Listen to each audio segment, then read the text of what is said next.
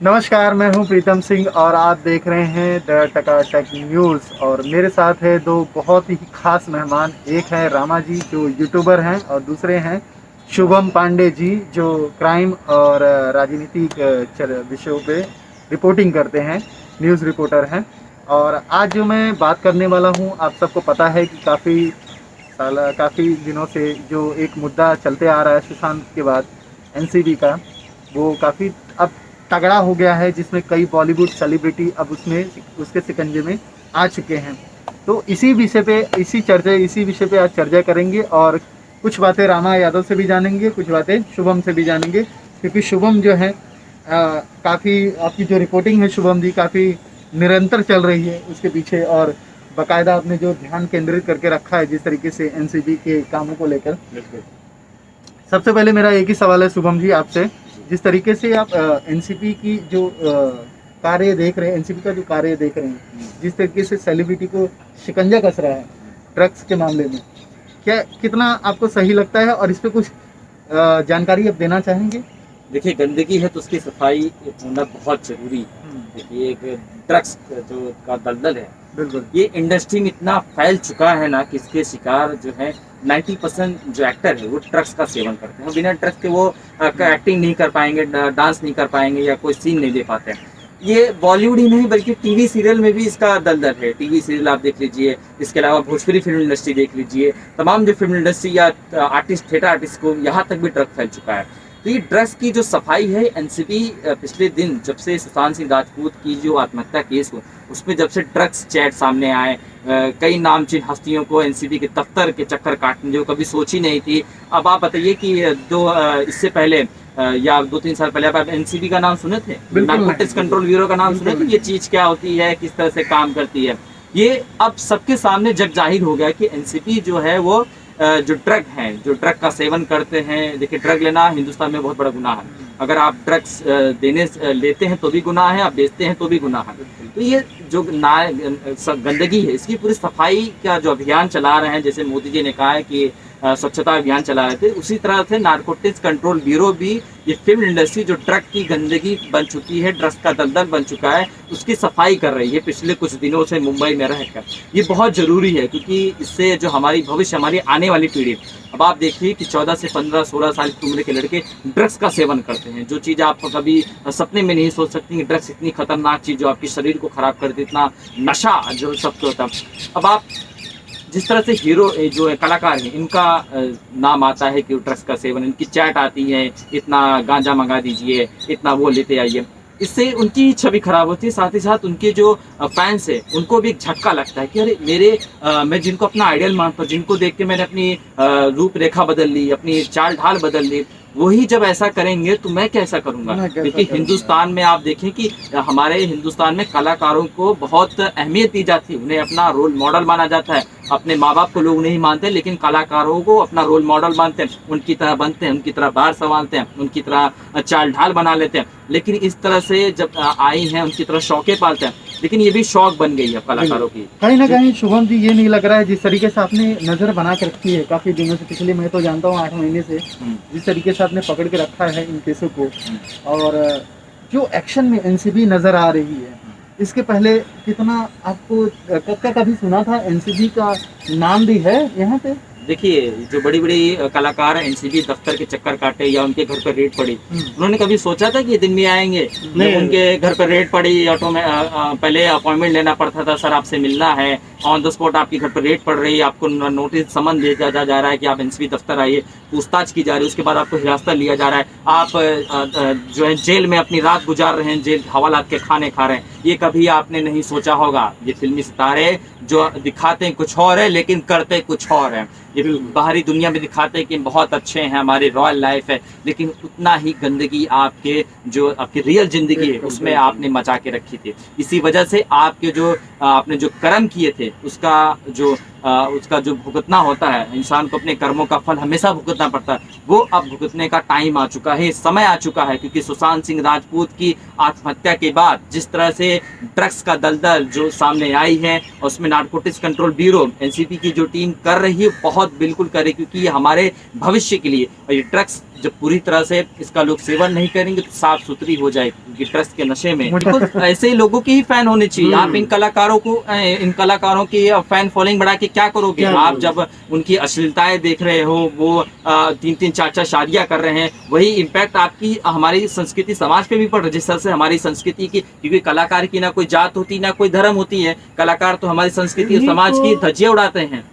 मेरे साथ है रामा जी, काफ़ी अच्छा एक्सपीरियंस रहा है, काफ़ी लंबे वर्ष से अनुभव रहा है आपको पत्रकारिता का, और इस वक्त आप एक यूट्यूबर के तौर पे काम कर रहे हैं और कई लोगों से आप मिलते हैं जब, तो 8 महीने पहले क्या आपको कभी लगा था कि इस तरीके के जो मामले हैं उछल के सामने आएंगे?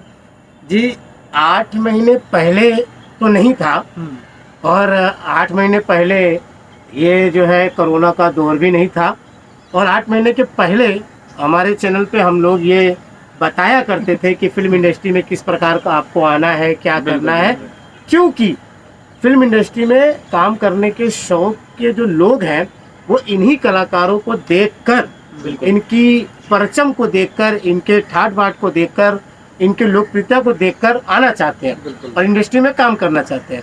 और इसी को देखते हुए हमने अपना चैनल बनाया था और उसी पे हम काम के बारे में बताते थे।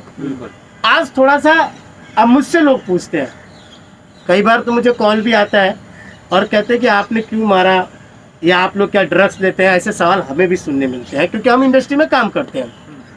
लेकिन मैं आपको प्रीतम जी और सब आपको ही बता दूं, शुभम जी, कि एक मैं ये नहीं कहता हूँ, मैं सपोर्ट नहीं करता हूँ कि आप ड्रग्स लो, मैं ये कह रहा हूँ कि इसके जड़ की तलाश करो। बिल्कुल, ये कहाँ से उत्पन्न हो रहा है, इसको क्यों कलाकार ले रहे हैं। अरे भाई, आपके जैसा प्रेशर हमारे सरकारी तंत्र भी करते हैं, वो भी काम करते हैं, हमारे फौजी भी काम करते हैं, हमारे जो है हमारी सरकार के जो मंत्री संतरी सब काम करते हैं। तो क्या ये अपने काम के प्रेशर में आके क्या सब गांजा पी के मग्न है, धग्न है? नहीं ना, बिल्कुल नहीं है। तो इसका मुख्य वजह है आर्टिस्ट जो होते हैं, जो कलाकार होते हैं, ये ड्रग्स इसलिए करते हैं या सेवन इसका जो करते हैं, जो भी अभी गांजा का नाम आया, अभी महिलाओं का भी नाम आ गया है, बिल्कुल बहुत अच्छी कॉमेडियन है जो, बिल्कुल। तो ये इसलिए होता है कि इसमें डायरेक्टर और प्रोड्यूसर का अहम रोल है। तो आप सोचेंगे कि डायरेक्टर प्रोड्यूसर ला के देते हैं, ऐसा बिल्कुल नहीं। डायरेक्टर और प्रोड्यूसर ये दोनों जो लोग हैं, उनकी आकांक्षाएं होती हैं कि एक्टर को, कि वो एक्टर हमारा उस प्रकार का किरदार निकाल कर दे, और डायरेक्टर को, ये डायरेक्टर अपना किरदार में रहता है, प्रोड्यूसर अपना पैसे कम बजट में ज़्यादा बनाने की सोचता है, जिसके चलते ये एक्टर इतने ज़्यादा दबाव में आ जाते हैं, इनकी बॉडी में इतना मतलब कि पावर नहीं होता, और उन पावर को बूस्ट करने के लिए ये लोग एक दूसरे से कम्युनिकेशन करते हैं, बातें करते हैं। तो कोई कहता है कि तू ये ले ले, तू वो ले ले, इससे तेरी बूस्ट हो जाएगी बॉडी, तू जाके 12 घंटे का टाइम होता है सिनेमा में काम करने का, मतलब सेट पे, लेकिन ये कम से कम 18 घंटे काम करते हैं, 20-20 घंटे काम करते हैं, और इसी का नतीजा है कि वो घंटे जो काम करते हैं समय से ज़्यादा, उसको थकावट दूर करने के लिए इस नशे का सेवन करते हैं। रामा जी, आपने कहा कि प्रेशर होता है। देखिए, प्रेशर तो हर क्षेत्र में है, चाहे आप किसी ऑफिस में नौकरी करते हैं, वहाँ पे ओवर टाइम करना, तो क्या वो लोग ड्रग्स लेते हैं? बिल्कुल, मैंने कहा प्रेशर तो हमारे नौजवानों के ऊपर भी है, हमारे जो देश के जो सैनिक है उनके ऊपर भी है। तो क्या वो नशे गांजा पी के सो जाए ताकि पड़ोसी आके हमला कर दे? नहीं, लेकिन जो सप्लाई कर रहा है, जो उसको प्रेशर में क्यों डाल रहा है, मैं कहता हूँ डायरेक्टर प्रोड्यूसरों के ऊपर अभी धावा बोलना चाहिए, क्योंकि ये जो है ना, अभी तो कलाकारों का नाम आया है, इसमें जो काम करने वाले जो लोग होते हैं, जैसे कि कैमरा डिपार्टमेंट के और लाइट डिपार्टमेंट के लोग हैं, ये सब लोग हैं। एक प्रोडक्शन वाला क्या करता है, उसको इतना ज़्यादा अपने बजट को कम खर्चा करके वो सभी लोगों को 12 घंटे की बजाय 14-14 घंटे, 18-18 घंटे काम कराता है, और पैसे तो वही देगा। बिल्कुल। तो ये लोग करेंगे क्या? ये इन प्रोड्यूसरों, इन डायरेक्टरों को, इनके ऊपर भी जो है ना एनसीपी का जो है शिकंजा कसना चाहिए, और सभी को इस जंजाल से निकालना चाहिए। कलाकारों को भी नशे के जंजाल से नहीं, इसमें जो काम करने वाले जितने लोग हैं, चाहे वो कैमरामैन को भी, मैं खुद इंडस्ट्री में पिछले 20 साल से काम कर रहा हूँ, कैमरामैन भी क्या करेगा, मेरी रोजी रोटी है, मुझे काम करना है, मुझे फिल्म कर, वो बेचारा जो है वो भी जाके कहीं ना कहीं, अभी देखिए अगर ये कलाकारों से घूम के अगर टेक्नीशियन के ऊपर भी आए ना, तो आधे डायरेक्टर जो है नशेड़ी मिलेंगे, गजेड़ी मिलेंगे, भंगेड़ी मिलेंगे, आधे डीओपी गजेड़ी भंगेड़ी मिलेंगे, लाइट मैन भंगेड़ी मिलेगा। अरे क्यों मिलेगा? क्योंकि तुम लोग उस तरह के माहौल बना के रखे हो। आप 12 घंटे काम कराओ, आपकी यूनियन काम नहीं कर, आपकी यूनियन जो है, इतनी यूनियन है, फेडरेशन है, WIC है, जो है सिंटा है, ये सब है। ये लोगों को अब ध्यान देना चाहिए कि आप कितना काम करा रहे हो। अगर आप काम का बोझ इसी तरह से लादते जाओगे तो आपकी फिल्म इंडस्ट्री कचड़े का अंबार बनेगी और इसी तरह से आप गालियां खाओगे। तो आप लोग अब जो आपको एक आईना दिखाया जा रहा है, तो मैं तो कहूँगा कि आपकी सूरत में दाग लगा हुआ है, तो प्लीज़, आपको पता चल गया है, आपको लोगों को मालूम पड़ गया है फेसबुक जरिए, यूट्यूब के जरिए, और पूरी दुनिया में मालूम पड़ गया तो अब आप सुधारो इस कचड़े को। आपने जो कहा कि कचड़ा जो है साफ करना, सुधारो आप। शुभम जी, मैं एक ही चीज़ पूछना चाहूँगा कि क्या एनसीबी तो अब एक्शन में दिख रही है? 8 महीने पहले एनसीबी सो रही थी। जिस तरीके से ड्रग पैडलर हैं, जिस तरीके से माल सप्लाई कर रहे थे, अभी हाल ही में आपने सुना कि मुंबई के गोरेगांव इलाके में जो घटना घटी है, जिस तरीके से एक्टिव हो चुके हैं। देखिए, 8 महीने पहले इस चीज़ को कौन जानता था कि जो आज सेलिब्रिटी एनसीबी के दफ्तर पहुंची, वो नशा करती थी, वो गांजा पीती थी, या वो ड्रग्स लेती थी।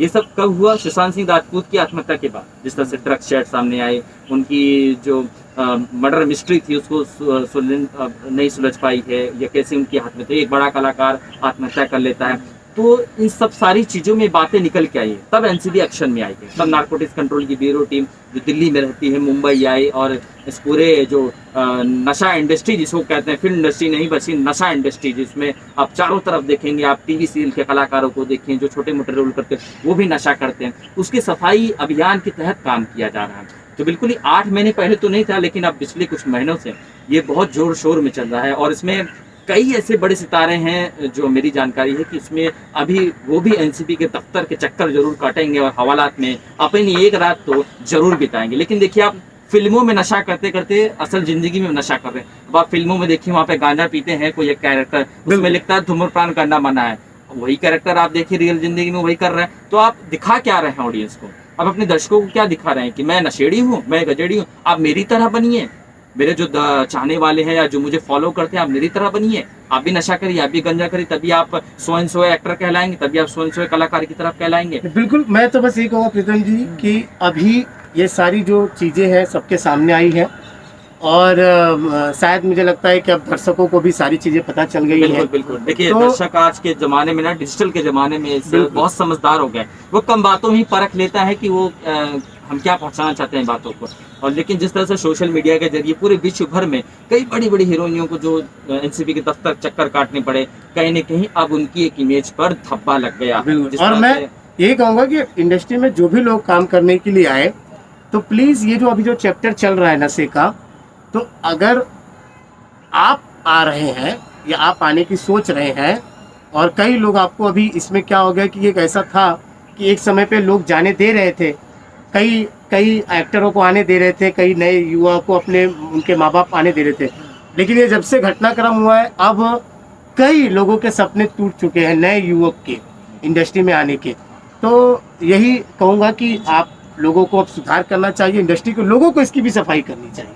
रामा जी, ड्रग्स की तो बात हम करते हैं, लेकिन मीटू के बारे में, जो मीटू बहुत चर्चित है, कई अभिनेत्रियों ने, बड़े बड़े प्रोड्यूसर डायरेक्टर का नाम लिया था, इससे पहले कई फिल्म एक्टर का नाम आया था कि बहुत साल पहले उनके साथ हल्की से छुआछूत उनसे छुआ, उनके साथ गलत व्यवहार। तो देखिए, ये फिल्म इंडस्ट्री में ये पहली बार नहीं है कि ये मीटू का मामला है, किसी एक्टर ने गलत तरीके से छू दिया हो, या उनके साथ उनका यौन शोषण किया हो, या उनके साथ शारीरिक संबंध बनाए हो। ये पहली बार नहीं, ये बहुत सालों से चलते आ रहा है। लेकिन ऐसा होता है कि हमने कई कलाकारों का देखा है कि जब उनको काम नहीं मिल पाता, या उनको जब काम मिल पाता है, अब आप बताइए कि आपके साथ आज घटना होती है, तो आप उसे 10 साल 15 साल बताने का उसका क्या मतलब होता है? आप उसी समय बताइए तो वो उसके ऊपर कुछ हो सकता है एक्शन। आप 15 साल बाद बताती हैं, जब आपको कोई फिल्म नहीं मिलती, आप लाइमलाइट में आना चाहती हैं, आप सुर्खियों में आना चाहती हैं, तब आप चीज़ों को उजागर करती हो कि मुझे ऐसा नहीं, ऐसा हुआ था।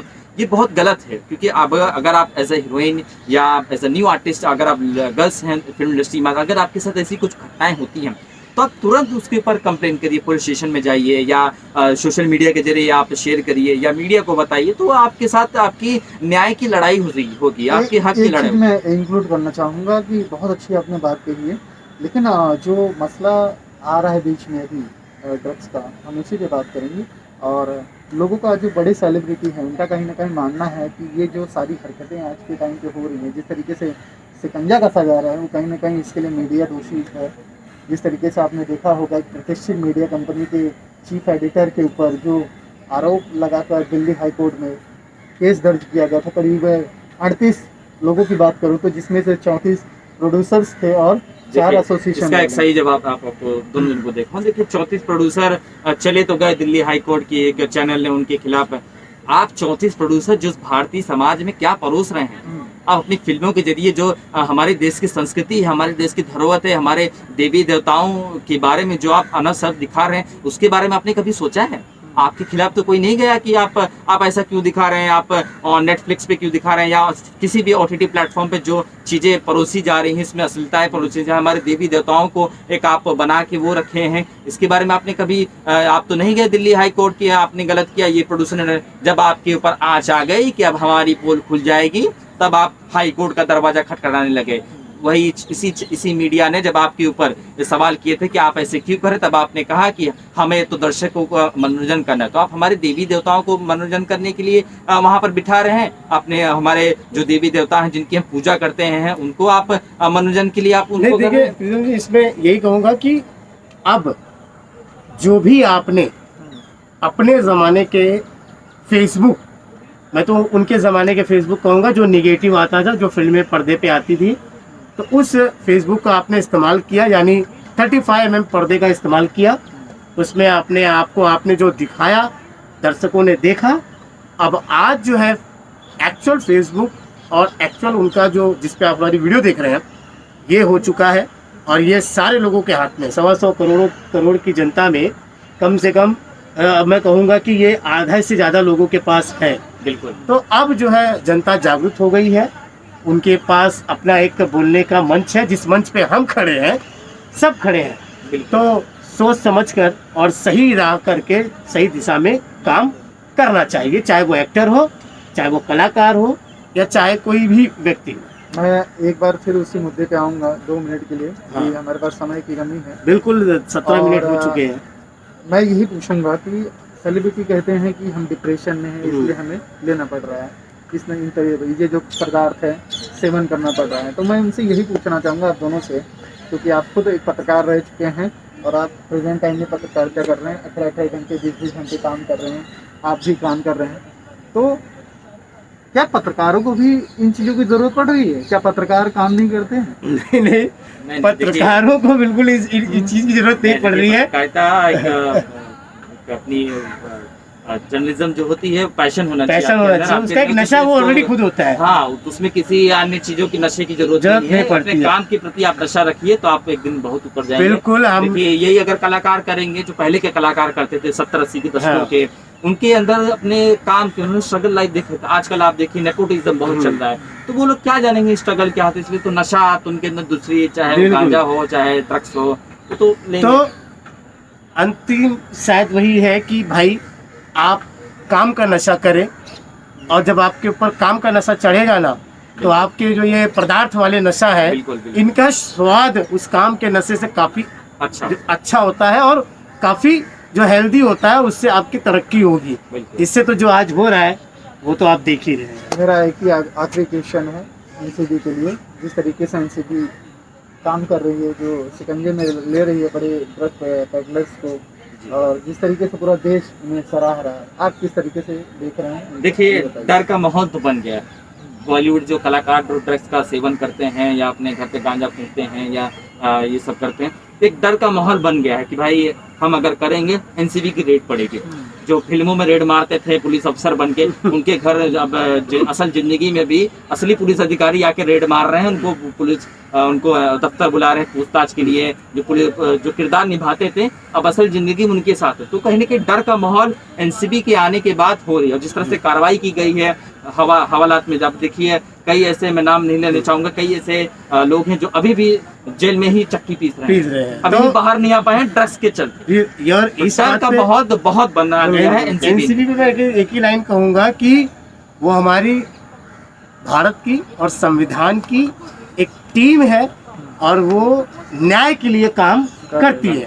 तो अगर आप गलत काम करेंगे तो चाहे वो एनसीपी हो या फिर आपकी पुलिस हो या चाहे वो कोर्ट हो, कचहरी हो या हमारा जो भी कानूनी जो चीज़ें हैं वो हमें दंड जरूर देगी। तो भाई मैं तो कहूँगा कि कुछ ऐसा काम ना करे कि कोई आपको दंड दे। बहुत बहुत शुक्रिया आप सबका मेरे साथ जुड़ने के लिए। और वही बात है कि चाहे पत्रकार या बॉलीवुड का युद्ध कहें, चाहे एनसीबी या ट्रक पैडलर्स का युद्ध कहें, वो चलता रहेगा और पूरी ज़िंदगी चल रही है। क्योंकि कहीं ना कहीं हर कोई इसमें मैं ये तो किसी पे टिप्पणी नहीं करना चाहूँगा, लेकिन ये युद्ध विराम कभी रुकने वाला नहीं है। और जो कि मैं एक ही बात कहूँगा, जो बॉलीवुड है, बॉलीवुड के जो कंटेंट है बेहद सेंसिटिव कंटेंट होते हैं और ये देखना ना देखना हमारे ऊपर है। और किसे हम आइडल मानते हैं, किसे नहीं मानना है, ये भी हमारे ऊपर है। ये हम आपके ऊपर ही छोड़ते हैं। और आप जिस तरीके से जो पहले के आइडल थे, किनको आइडल मानते हैं, किनको नहीं मानते हैं, वो आपके ऊपर डिपेंड करता है। अगर मैं शुभम जी का फ़ैन हो या रामा जी का फ़ैन हो तो मैं इन्हें आइडल इसलिए मानूंगा क्योंकि इनका जो काम है, इनकी जो लगन है, उनसे मैं शायद बहुत खुश हूँ। और कहीं ना कहीं हम जैसे लोग भी किसी बड़े पत्रकार के तौर पे कुछ बनना चाहते हैं। और पत्रकारिता और जो बॉलीवुड का जो जंग है वो तो मुझे नहीं लगता कभी रुकने वाला, सालों से चलता है और चलता रहेगा। और जिस तरीके से ड्रग पैडलर है और एनसीबी के बीच में जो विराम युद्ध चल रहा है वो भी चलता रहेगा। लेकिन मैं आप सबसे एक ही गुजारिश करूँगा कि इस वीडियो को ज़रूर लोगों तक पहुँचाइए। और क्योंकि आज शुभम जी बहुत ख़ास मौके पे बहुत लंबे समय बाद रामा जी भी हमारे साथ जुड़े हैं और रामा जी काफ़ी एक्टिव रहते हैं इन सब चीज़ों में, तो शायद आपसे बढ़िया पकड़ किसी की नहीं है। और आप तो माहिर हो ही क्राइम और जैसे राजनीति मुद्दों पे। और बहुत बहुत शुक्रिया आप दोनों का मुझसे जो है मेरे साथ जुड़ने के लिए और मेरे चैनल पे अपना कीमती समय देने के लिए। तब तक के लिए नमस्कार आप दोनों का, शुक्रिया नमस्कार।